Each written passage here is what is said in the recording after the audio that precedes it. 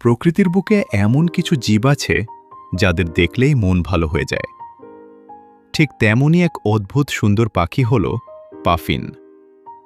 এদের রঙিন ঠোঁট আর হাঁটার চমৎকার ভঙ্গির কারণে এদেরকে অনেকেই সমুদ্রের তোতা বা সমুদ্রের জোকার বলে ডাকেন। পাফিন্স মূলত উত্তর আটলান্টিক মহাসাগরের ঠান্ডা অঞ্চলের পাখি। এদের শরীরের গঠন অনেকটা পেঙ্গুইনের মতো হলেও এরা কিন্তু চমৎকার উড়তে পারে। আকাশের বুকে এরা ঘণ্টায় প্রায় ৫৫ মাইল বেগে ডানা ঝাপটাতে পারে। তবে শুধু আকাশেই নয়, পানির নিচেও এরা সমান পারদর্শী।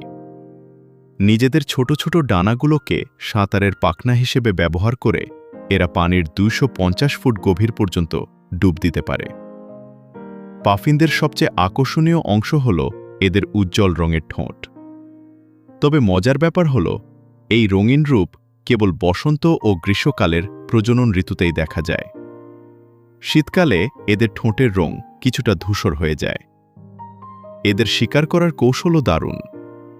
এরা একবারে ঠোঁটের মধ্যে ১০ থেকে ১২টি, এমনকি তার চেয়েও বেশি ছোট মাছ আটকে রাখতে পারে। পাফিনদের পারিবারিক জীবন বেশ চমৎকার। এরা সাধারণত সারা জীবনের জন্য একজনকেই সঙ্গী হিসেবে বেছে নেয়।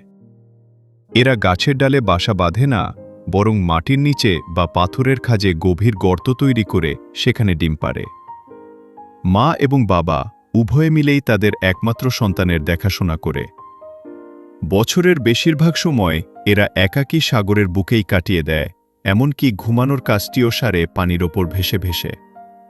তবে জলবায়ু পরিবর্তন এবং সমুদ্রের দূষণের কারণে আজ এই সুন্দর পাখিরা কিছুটা হুমকির মুখে।